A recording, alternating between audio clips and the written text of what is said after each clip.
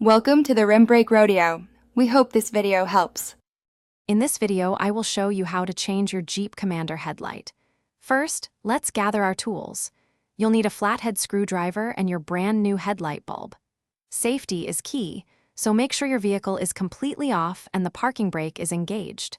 Then, simply open the hood and locate the headlight assembly you'll be working on. Now, let's get that old bulb out.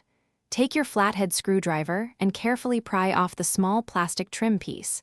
Next, you'll find two retaining clips holding the headlight assembly in place. Remove both of these.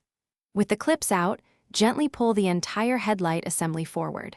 This will give you clear access to the bulb you need to replace. With the assembly out, it's time to swap the bulb. Twist the bulb socket counterclockwise to release the old headlight bulb. Then, carefully unplug the electrical connector.